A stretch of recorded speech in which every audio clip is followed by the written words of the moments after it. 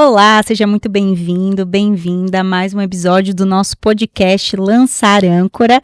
E fica aqui com a gente que depois da vinheta a gente vai conhecer o nosso convidado de hoje.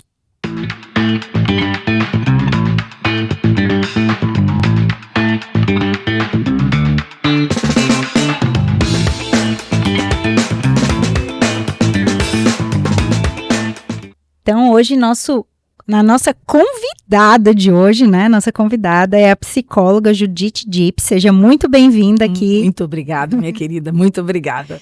Gente, a Judith, ela tem aí mais de, cerca de 30 anos de experiência na psicologia com a vida religiosa, com a vida consagrada, né, Judith? E ela é membro da equipe multidisciplinar do Centro Âncora. E ela esteve também no Congresso Âncora, que aconteceu em maio, que teve como tema acolher e cuidar a missão da igreja na prevenção ao suicídio. E a Judith esteve falando, né, no Congresso sobre o tema Reencontrando o Sentido e promovendo a prevenção do suicídio na vida religiosa. Mas, Judith, antes de a gente entrar nesse tema mesmo, né, como você tem uma larga experiência aí, né, com a psicologia direcionada, digamos assim, né, à vida religiosa, à vida consagrada, eu queria que você partilhasse um pouquinho de como que é o seu trabalho no Centro Âncora, né, de forma específica, para que o pessoal também conheça um pouquinho do trabalho do Centro Âncora. Perfeito, com certeza, com o maior prazer. Dentro dessa proposta que o Centro Âncora oferece de revitalização da vida religiosa, num determinado momento, alguns dos fundadores da equipe discerniram que seria interessante trazer para dentro do processo de revitalização um grupo terapêutico sobre o tema da sobriedade na vida religiosa. Lógico que quando a gente fala sobre sobriedade, naturalmente já se associa à dependência química, à dependência do álcool. E, de fato, nós recebemos com frequência sacerdotes, religiosos e religiosas que têm consigo problemas ligados à dependência, seja do álcool, seja de medicamentos, seja de uso de substâncias psicoativas, e o Âncora, dentro das possibilidades, porque não é uma clínica de reabilitação, é um centro de revitalização, a gente oferece, então, o trabalho multidisciplinar para tentar ajudar essas pessoas a se libertarem, tanto do vício, né, esses sacerdotes, esses religiosos, tanto da dependência do álcool ou de outras drogas.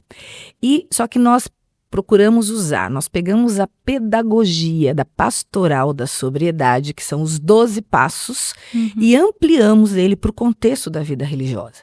Porque cada religioso, cada religiosa que vem para o Âncora, ele vem por um motivo, que pode ser um estresse, um esgotamento, uma depressão, uma dependência, problemas de relacionamento, e outros tipos de problemas. Então, a gente procura ampliar a consciência do religioso no que tange esse tema da sobriedade. O que é ser sóbrio? Como equilibrar as várias áreas da vida religiosa? Porque, naturalmente, se tem uma ideia de que o religioso, por ser uma pessoa, um consagrado, uma consagrada, ele tem a vida muito tranquila e muito equilibrada. E isso não é verdade. Não é verdade mesmo. Não é verdade. Então, são muitos os fatores e são muitas as áreas que podem estar em desequilíbrio, contribuindo para outros quadros mais graves. Então, o meu trabalho no grupo que eu faço é trabalhando a cada semana um dos 12 passos, levando eles a perceber e mapear na sua vida, no seu contexto pessoal, aonde ele precisa ser mais sóbrio e mais equilibrado.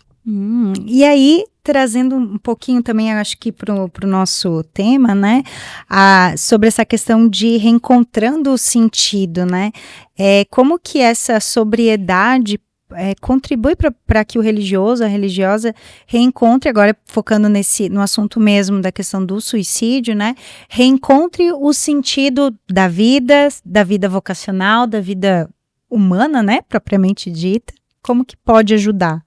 Porque assim, né, como a gente viu no Congresso, né, são muitos os fatores que podem levar, né, um religioso, um sacerdote a pensar, né, em tirar a vida ou a chegar à conclusão que a vida perdeu o sentido. Né? Acho que todo mundo já passou por essa às vezes, uma reflexão, né? Faz sentido tudo isso? Para que tudo isso? Será que faz sentido passar por tudo que eu estou passando? E aí a gente vai percebendo que ao longo dos anos, como pode acontecer num matrimônio, em outras esferas, uma profissão, aquele sentido primeiro se perdeu. né? E aí as contingências da vida, a pressão, os estresses, a falta de descanso, a falta de vida fraterna, fatores bioquímicos também associados a transtornos mentais, a predisposições genéticas, tudo isso pode se juntar num quadro bastante delicado e muitas vezes por medo, né? Medo de pedir ajuda, culpa por algum erro cometido, vergonha de assumir, de admitir que eu preciso buscar ajuda. O religioso pode chegar à conclusão que é mais fácil colocar um fim em tudo do que se expor e receber ajuda. Então, é muito importante esse trabalho de prevenção nesse resgate do sentido da vida como um todo, mas especialmente no sentido da consagração. Para que eu me consagrei? Né? Então, Viktor Frankl vem e diz que quem tem um para quê consegue viver o como. Se eu tenho um para quê na vida, eu tenho um objetivo, para que eu me consagrei? Né? Porque eu decidi entregar a minha vida e viver uma série de renúncias, que é o que a vida religiosa propõe, não é? Se esse sentido consegue se manter vivo, apesar das contrariedades, dos desafios, das intempéries da vida, eu consigo seguir firme, porque eu tenho para onde olhar. O meu olhar está fixo num sentido maior, para além das adversidades. Quando esse sentido se perde, a vida me engole e tudo fica muito mais difícil, não é? Então, resgatar esse sentido e propondo um equilíbrio. Foi isso que o Congresso tentou trazer nas diversas facetas que foram abordadas sobre esse tema, onde cada profissional trouxe a sua experiência, trouxe uma leitura diferente. É fácil? Não é. É um grande desafio, mas esse resgate ele é fundamental, que o religioso ou a religiosa uma hora pare e olhe para a própria vida, porque fatalmente todos nós, principalmente num tempo de maturidade, a vida vai te perguntar, e aí, ratifica ou retifica? Bate o martelo e diz, é isso e eu sigo, aconteça o que aconteceu, eu sei para onde eu vou, eu sei para que eu me consagrei, ou é momento de retificar e mudar o rumo? Muito legal, era isso que eu queria chegar, porque a vida religiosa, principalmente, a nossa vida como um todo, mas acho que a vida religiosa ela tem uns tempos bem determinados, né? Então eu tenho ali a formação inicial, as primeiras etapas, então os primeiros votos, quero, não quero, e aí chega ali nas promessas, nos votos perpétuos, né? A profissão solene, e aí aqui o sacerdote, a ordenação sacerdotal. E aí a gente tem, por mais que sim, enfim, né? Tem essas questões de pessoas que fazem, né? Professam os votos perpétuos e depois percebem, opa, preciso trilhar, mas a gente, numa visão geral, a gente olha para isso como aquele sinal de para sempre. E nós precisamos, como seres humanos, desse para sempre, né? Se a gente for pensar, e aqui a própria instituição do matrimônio. Exatamente. Né? Eu gosto muito de relacionar essas etapas da vida consagrada com relacionamento. Eu também faço muito isso. Então, olha muito... E realmente é parecido, é semelhante. Então você tá ali nos votos temporários, tá noivo. Tá noivo. E aí, você quer casar mesmo? Você quer assumir uma aliança? Uma aliança. Com esse carisma, com essa vocação para sempre? Justamente. E aí, quando a gente chega nessa etapa que a vida nos pergunta, aí né, um outro ponto que você falou também, Judite, nós temos essa questão que os tempos religiosos, né, os tempos do processo vocacional nos questionam, mas a vida, né? Eu falo, recentemente passei ou ainda estou passando pela crise dos 30. Eu já passei dos 30, mas... Ainda está passando os efeitos dela. Ainda assim. E realmente, assim, foi uma fase muito marcante e determinante na minha vida, esses 30 anos, né? E eu acho que aqui a gente até entra num outro ponto da tua palestra, que é essa questão da realização pessoal. O que eu estou buscando? O que eu estou realizando? E aí eu volto, né, para essa questão. O sentido que eu tive lá quando eu ingressei na vida religiosa, eu posso reencontrar ele de outra forma? Porque assim, eu não sou a mesma pessoa, né? Não. E eu que trabalho, né, com muitos, acompanho a vida consagrada desde as primeiras etapas. Então, eu atendo seminaristas menores, atendo meninos de 14 anos, Meu Deus. 15 anos que estão no ensino médio, aspirando, né? Seja no seminário de vida religiosa, seja no seminário diocesano. Então, com certeza, as motivações que trazem um garoto, uma jovem, né, a buscar um seminário, um convento, com 20 anos de idade, por exemplo, na etapa da filosofia, por exemplo, é completamente diferente das motivações que um sacerdote, aos 50 anos de idade, aos 40 anos de idade, 20 anos depois dos votos solenes, né, 30 anos depois, como a gente tem, né, visto tanto... Como resgatar? Porque nós não podemos ser ingênuos de achar que aquilo vai se manter, porque a vida veio, processos aconteceram, né? A pessoa amadureceu e hoje esse sentido precisa ser ressignificado dentro desse contexto. Agora, a grande questão que eu tratei no meu tema da minha palestra, que o que eu percebo muitas vezes é que as pessoas entram muitas vezes e buscam por motivos errados, vamos dizer assim. Até mesmo sem uma consciência exatamente do que ela... Às vezes são circunstâncias, é um convite que vem sem um processo de discernimento e de amadurecimento. E muitas coisas acabam sendo empurradas com a barriga. Muitas coisas acabam sendo proteladas. Então, eu acredito muito nessa prevenção para esse resgate do sentido, que isso precisa ser muito bem trabalhado no início do processo. É ali que vai se purificar essas intenções, é aí que precisa se purificar esse discernimento, e a pessoa precisa ter coragem de olhar para dentro de si, para poder se ver como nas suas fragilidades, nos seus dons, e se perguntar, né, é isso que eu quero para a minha vida? É isso que realmente Deus me chama? Porque às vezes a gente pode entender errado o chamado de Deus. E o que a gente tem visto, infelizmente? Muitas coisas estouram depois, né? Depois da ordenação, depois dos votos solenes, porque até chegar no casamento, no sim, né, eu tenho um anseio, eu quero me consagrar, eu quero pertencer a essa vida religiosa, eu não posso ser mandado embora do convento, eu não posso ser desligado do processo formativo. Então tem todo um esforço de corresponder e muitas coisas são camufladas, muitas coisas, e muitas vezes a formação é falha em alguns aspectos de já perceber sinais de que tem um perfil aí que provavelmente lá na frente terá dificuldades em continuar o segmento da vida religiosa. Porque a vida religiosa hoje, ela pede, ela demanda muitos desafios. E a maturidade, a consciência de si é muito importante para que você consiga absorver os desafios e seguir. Quando esse processo não é bem feito, então a gente tem quadros que estouram lá na frente.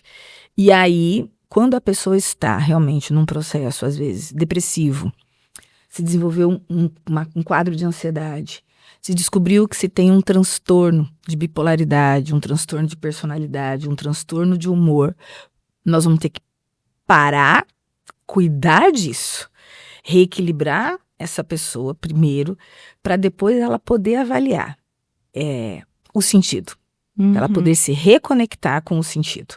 Porque esse sentido não é que ele vai mudar, mas ele vai tomar uma outra forma. A partir de certos eventos, de certos acontecimentos, até mesmo de certos episódios que a pessoa passa ao longo da vida consagrada. E você falando de sentido, eu vou pensando também no jovem que entra, né, na vida consagrada. Um jovem, ele é cheio de sonhos, né, de desejos, seja ambições profissionais, relacionamentos, sei lá, viagens, acha que eu mesma era uma jovem que queria mudar o mundo, né, e, enfim, então... E achava que podia, e se envolve em causas sociais, em tudo, né, o jovem, ele é intenso. E, então, obviamente, ele vai levar essa intensidade para a vida consagrada. E eu lembro que uma vez eu perguntei a uma jovem consagrada que me chamava a atenção justamente isso. Qual que é o sonho de um consagrado? Sabe? Qual que é o sonho de vida, assim, de um consagrado? Porque, assim, entenda, eu decidi ser freira, decidi ser padre, Acho que o padre, não sei, né, eu não tô nessa posição, mas eu fico olhando assim, ele pode estudar isso, ele pode ter um doutorado aqui, né, alguns religiosos também, mas via de regra é você ir servir aonde a sua congregação, seu bispo lhe mandar. Sim. E ser o pároco ali ou não é você que escolhe, eu quero ser pároco, né? Então você vive, às vezes não vive um protagonismo da sua vida. Então, Sim. como lidar com essa, e que pode gerar, então, frustração, questões mentais, né?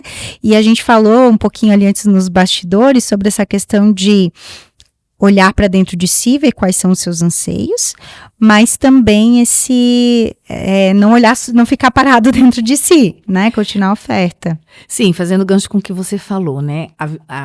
Quando eu entro, os sonhos de um jovem, né? Uhum. Então eu tenho uma ideia do que é ser padre, do que é ser consagrado, gastar a minha vida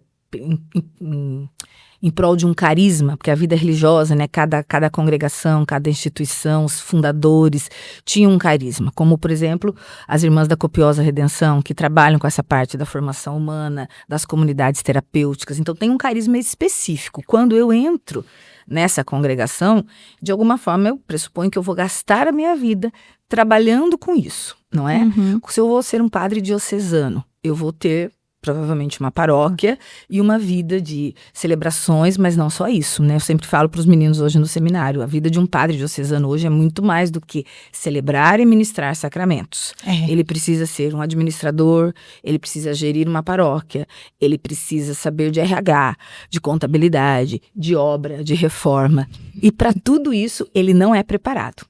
Ok? A filosofia e a teologia nem sempre preparam o seminarista para essa vida. E muitas vezes, quando ele é ordenado e que ele é, então, jogado ou colocado numa paróquia, ele se depara com alguns limites que ele não sabia até então que ele ia ter. Porque tudo que ele quer enquanto seminarista é ser ordenado, mas com a ordenação vem uma série de encargos, uma série de responsabilidades. E aí, como bem você falou sobre essa... Não é falta de autonomia. A autonomia existe numa certa medida, mas em toda a vida consagrada existe um voto de obediência. Tanto na vida religiosa quanto na vida diocesana. E aí eu acabo não sendo realmente senhor e dono das minhas escolhas. E eu posso sentir um anseio, por exemplo, profundo de continuar estudando, como eu vejo alguns rapazes que eu acompanho e padres que chegam e falam, Judite, eu queria fazer meu mestrado, meu doutorado, e o bispo me pediu que eu assuma uma paróquia, que eu seja formador, e não é isso que eu queria.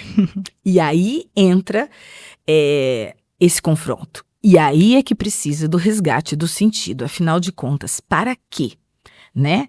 Eu me ordenei para ser doutor, para ser mestre, para ser, né? Ou eu realmente tenho essa consciência dessa entrega, dessa doação, do servir, desse me doar aonde me chamarem. É muito tênue essa linha e ela é fruto de muitos conflitos dentro da vida consagrada. Porque em muitos momentos eu mesmo trabalho com os padres no âncora e os seminaristas, que o religioso ele também precisa saber os seus limites e precisa saber se posicionar. E na vida religiosa, às vezes, é muito difícil conseguir dizer um não. Não, meu superior, minha superiora, provincial, eu não vou, eu não tenho condições, porque senão tem um preço. E um preço caro, às vezes. Então, isso tudo gera conflitos, desânimo, desgaste e, muitas vezes, a perda do sentido. E aí a perda do sentido pode levar, então, à perda da vida. A perda da vida, porque, como eu falo, às vezes ontem ainda, eu escutava isso de um jovem religioso que fez sua profissão solene faz pouco tempo. Ele falava, eu tinha tantos ideais, e ele é muito perfeccionista, temperamento melancólico.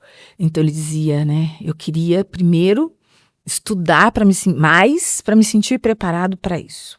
Eu queria poder ter mais tempo para rezar, para discernir se é isso que Deus quer que eu seja, por exemplo, diretor espiritual, ou como dirigir pessoas espiritualmente.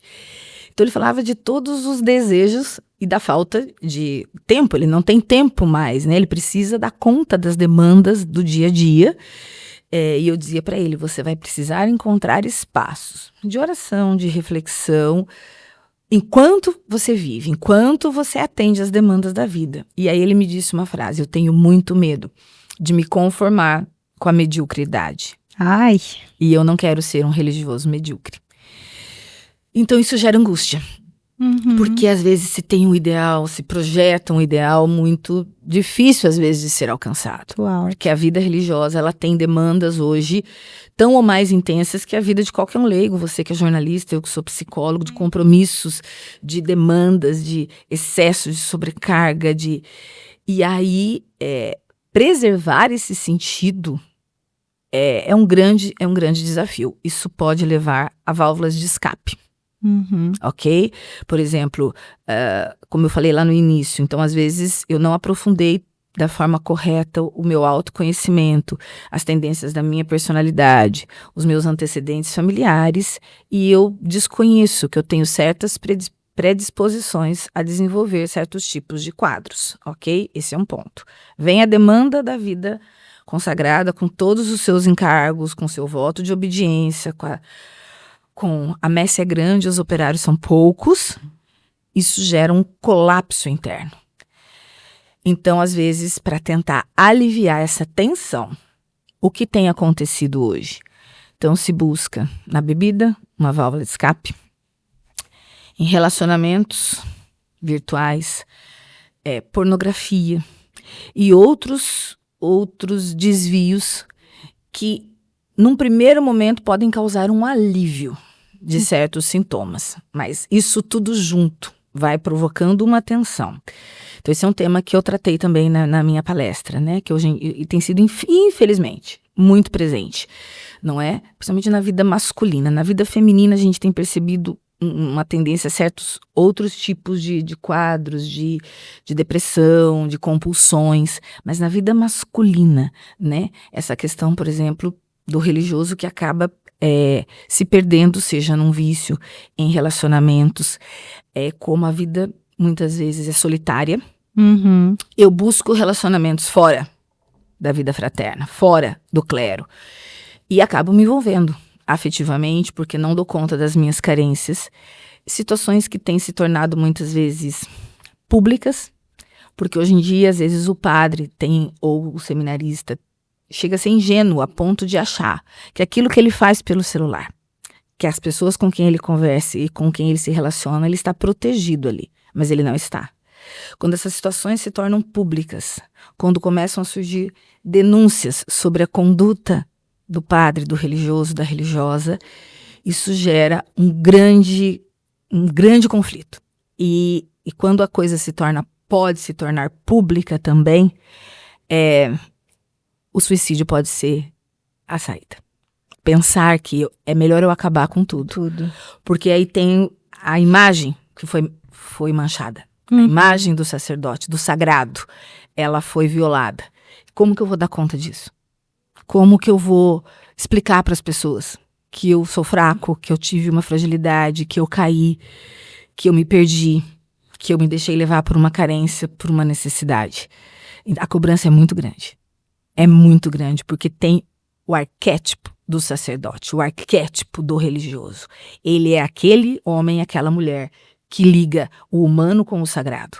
Eu olho para o hábito, eu olho para o sacramental, eu olho para os votos e eu falo, essa pessoa está em conexão direta com Deus, direta com o transcendente. Como assim ele foi capaz de fazer isso? Como assim ela foi capaz de fazer isso? Dar conta disso, humanamente falando, é muito difícil. Por isso muitos vão pensar, é melhor acabar com tudo. Acabar com tudo. Judite, eu tô aqui pensando, né, porque esse religioso, essa religiosa é, como dizem, né, quem morre por suicídio, ele é a grande vítima ali. Sim. Então, esse religioso, essa religiosa que por acabar não cuidando, né, ali da sua humanidade, essa pressão toda, ele é uma vítima. E aí eu queria também fazer um apelo para você que está, né, nos acompanhando aqui, se você se sente dessa forma, peça ajuda. Com certeza. Né? A gente precisa também no ambiente religioso, porque por mais, assim, incrível que pareça, mesmo tendo iniciativas como essa que nós temos do Âncora, mesmo hoje tendo muitos psicólogos que já fazem parte, como eu, por exemplo, de equipes dentro das etapas iniciais, acompanhando seminaristas por anos, ainda existe muito preconceito dentro do próprio clero sobre pedir ajuda, consultar um médico, fazer uma psicoterapia, buscar um espaço como o do Âncora, me afastar por um tempo para poder me reencontrar e reencontrar o sentido de tudo isso, onde foi que eu me perdi.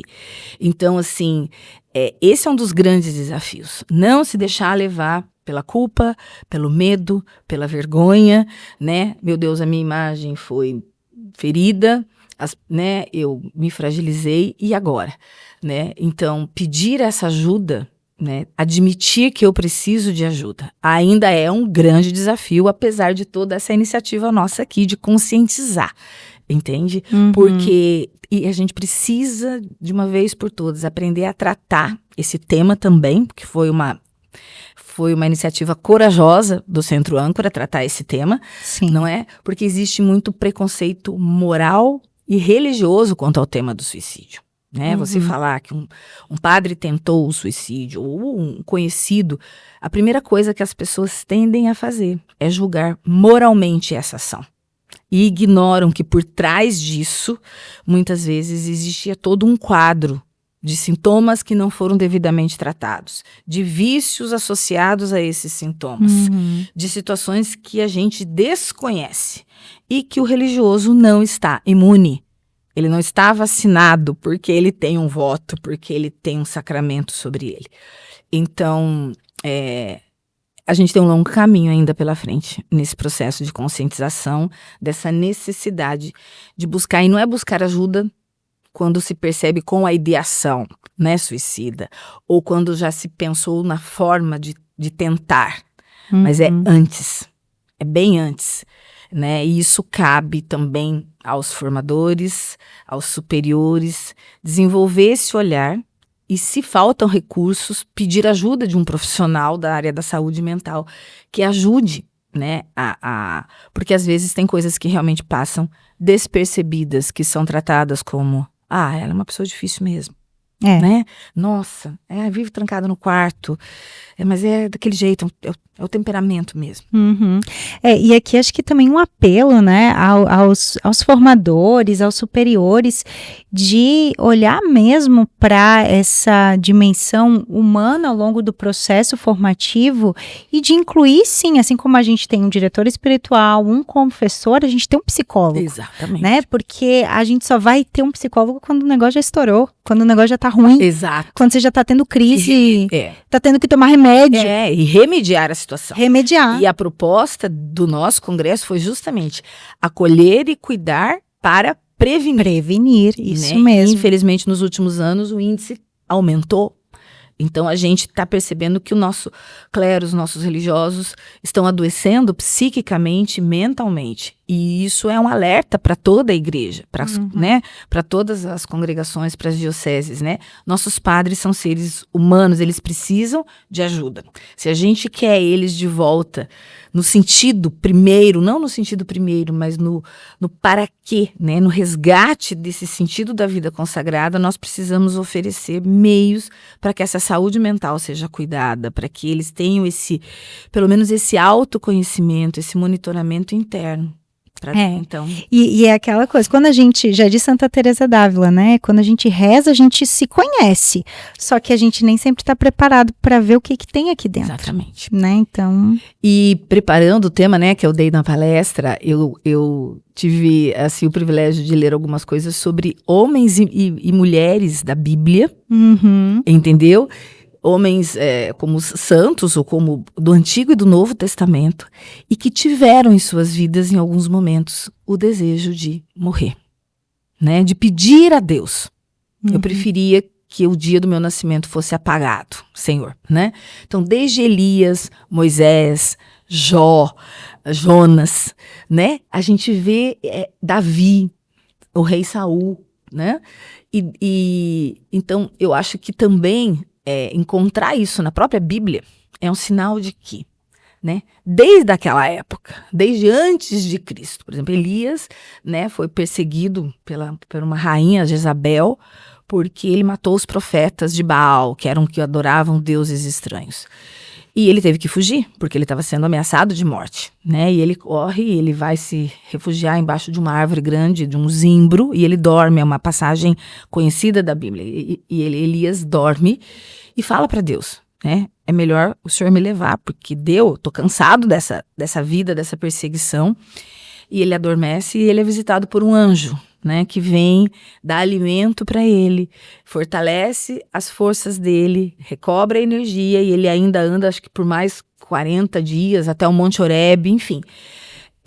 Deus fortalecendo, renovando, revitalizando aquela missão, mesmo diante de uma perseguição.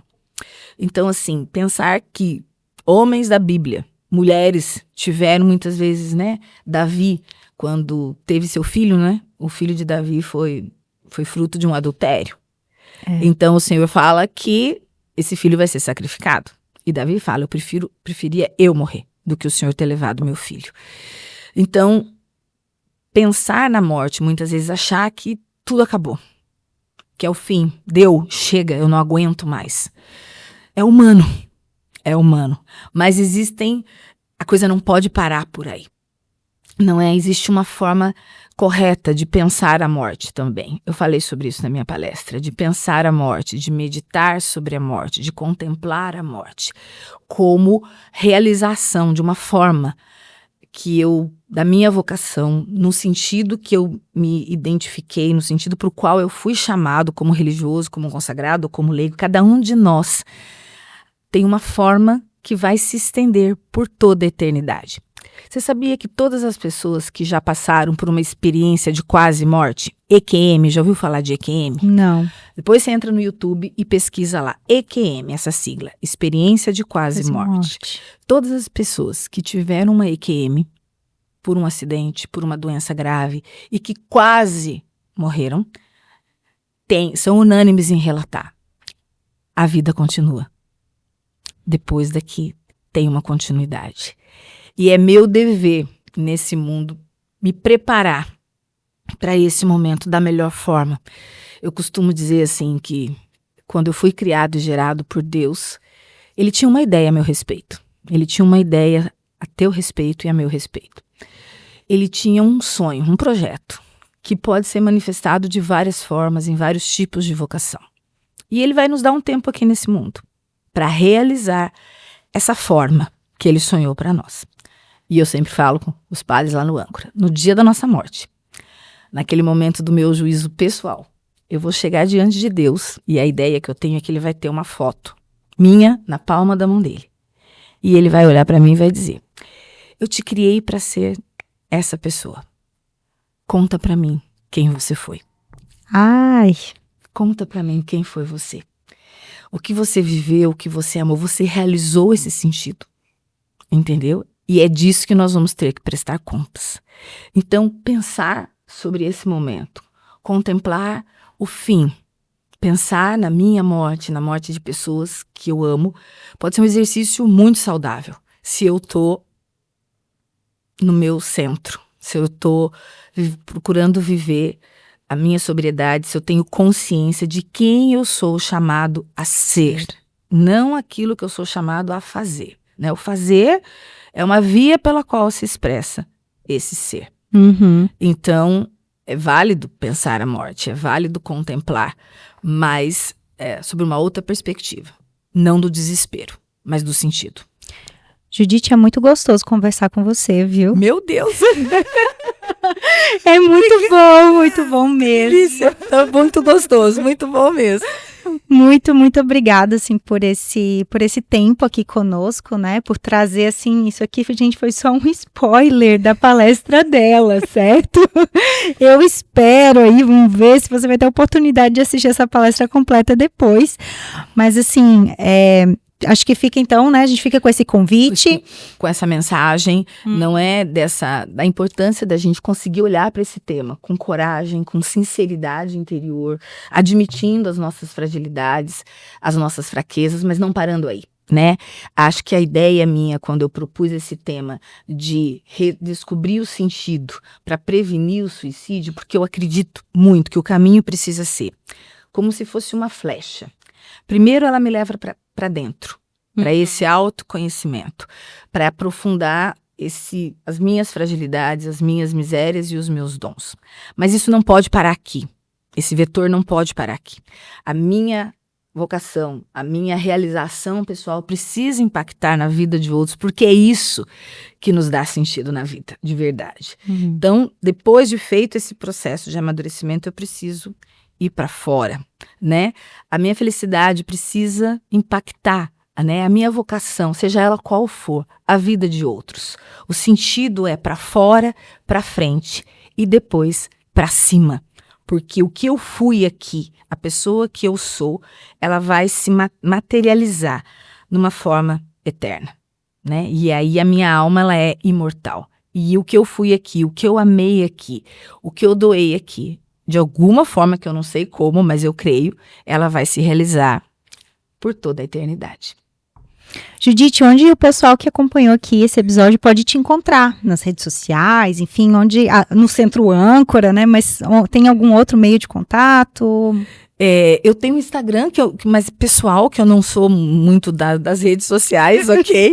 Mas eu acho que um dos lugares mais fáceis de me encontrar, sem dúvida, é pelo Âncora, né? Eu também trabalho com a vida, né? Tá tendo alguns pacientes particulares no consultório, mas hoje eu posso dizer que boa parte do meu tempo está realmente destinado ao Âncora e aos seminários, né? Eu acompanho muitos seminaristas de vida religiosa na diocese aqui de Curitiba. Então, agenda praticamente lotada, mas... Graças a Deus. Graças a Deus. Mas estamos aí, eu sou muito feliz com esse trabalho que eu faço. E Deus te abençoe, né? Ainda mais nesse trabalho, que realmente é uma missão também. Sim, cuidar, né? Abracei como uma missão. É isso mesmo. Então, se você quiser, né, entrar em contato com a Judite, procure o pessoal, né, aqui do Centro Âncora, a equipe do Centro Âncora, nas redes sociais, no telefone, que eles vão mediar também aí esse contato.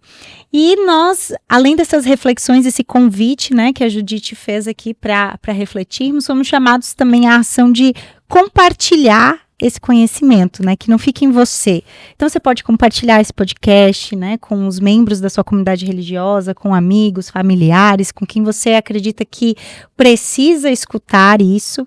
Deixe seu comentário, curta esse episódio e também inscreva-se no canal do Centro Âncora. Em breve, nós teremos também aqui mais alguns episódios para finalizar esse grande tema, né, que é acolher e cuidar o papel da igreja na prevenção do suicídio. Então, até a próxima. Muito obrigada. Muito obrigado a todos. Uma grande alegria.